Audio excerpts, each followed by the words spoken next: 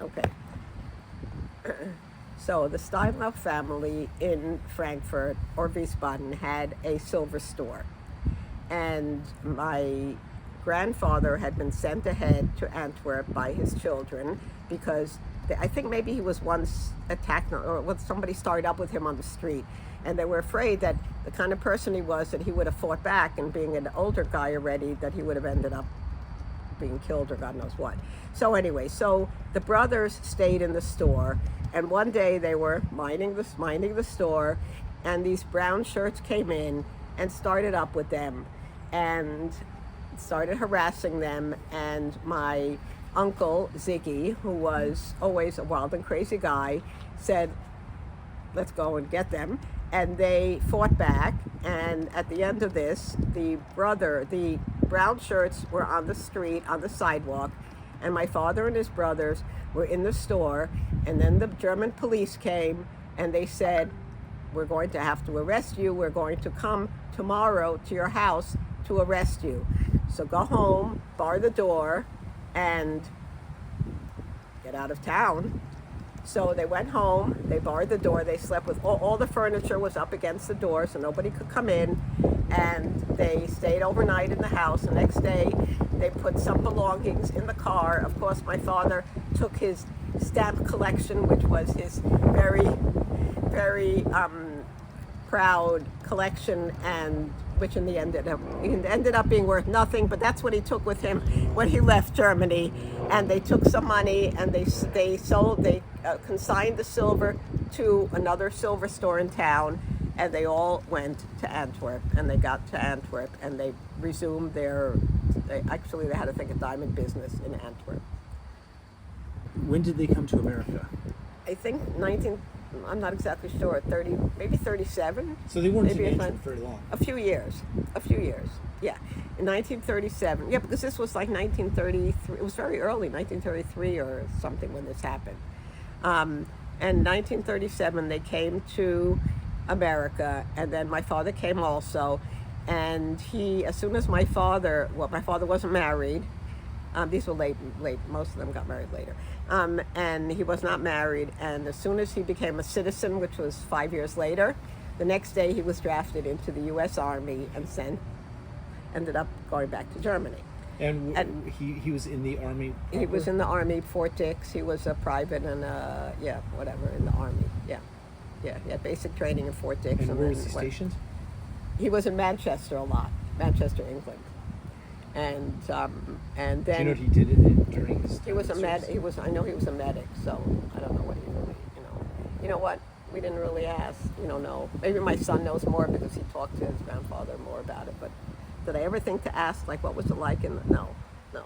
I know there was like no food. He lost 30 pounds. Whatever. But so then he. What am I up to? So he was drafted.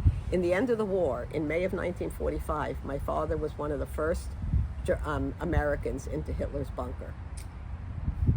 So he came, and my father was a stamp collector. So he went through the garbage, and he picked out all these envelopes with the stamps on them. Not for the historical value, which they actually had, but because he liked the stamps. So when he took stationery, they took stationery from the drawers. And we have like stationery that's like signed by Hitler and stuff. And so then we decided we didn't want it to get into the wrong hands. So we donated it to Yad Vashem. But I did keep a few just to show my kids, whatever. And so that's what my father got out of the war. He was in Hitler's bunker. And then he came to America, and then he met how many siblings did your father have? There were five. Five. And they all survived? They all survived, yeah, because they all left traveled before. Together? No, not exactly. One was married, traveled with his wife. Two were married, they traveled with their spouse. And your grandfather also survived? My grandfather also survived, and my grandmother. And she lived to 96, at which time he was 86, and he said, now I can make Aliyah. So he moved to Israel. And he lived 10 years in Israel. He was 87. Oh. He made Aliyah in May of 1967. And come June of 1967, my father had to bring him back because the war just broke out. So, but then after that, he lived in Israel for 10 years. And then all in a lifetime, huh? Incredible. And where do you live?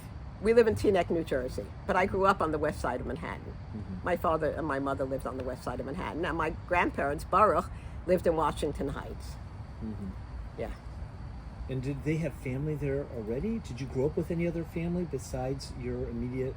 Yes, that unit. Yes, I had cousins, but all of my father's siblings either had one or two children. There's just not a lot of child production there, and they were all girls. So there are no Steinlaufs. Mm-hmm. My father's cousin, who lived on the west side also, his Baruch's brother was Moshe, and they also left Poland to Germany, but he has a grandson. His son had a son. There's one remaining over there with the name Steinlauf. So there's a Michael Steinlauf, not the one from Philadelphia, but there's one in Manhattan who's 77 years old, and he never got married. So there goes. So that's it. That's the end of the line. So when you say you grew up with cousins, you're saying I had girl cousins. They all died though. They all died young. Mm-hmm. I had 3 girl cousins, and from that side, and they all died. And well, not so young. This was like Ziggy's kids or the well, Ziggy never got married. Mm-hmm. He was like a man of the world. He didn't get married. He lived in Antwerp, and he lived in Basel, and he lived in Israel, but he was not a guy to settle down. But the others had one child each, and my father had 2 children. So I have a sister. Was there any other family that you are? Yes, there were. Yes, like there were. Any relatives Baruch. of Baruch's? No, just his.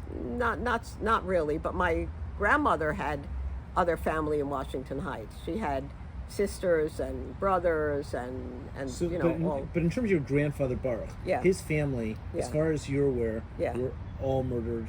They stayed back and were murdered. Now, you know what? I don't really know what happened to them. I'm just finding out now that a lot of them were murdered.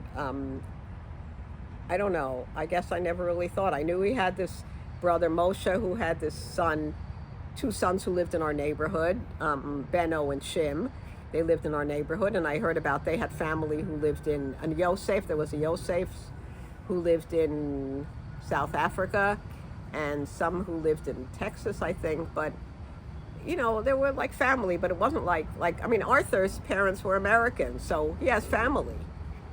He has cousins here, there, and everywhere because they were all in America and they didn't have to survive all this stuff. Right. So it's a whole different thing. He has a lot of first cousins and stuff, all kinds of stuff, but we don't have. It's a whole different experience. But thank God I had a pair of grandparents, which most people didn't have. So in terms of your relationship with any Steinlaufs in your life, it's a very limited. Very. Is there anyone with the names? Michael Steinlauf. No, my cousin Michael. So that one person. Yeah. Fascinating. Yeah. Well, now you have a whole. I guess so. Yeah. Exactly. Right. Yeah, it's really interesting.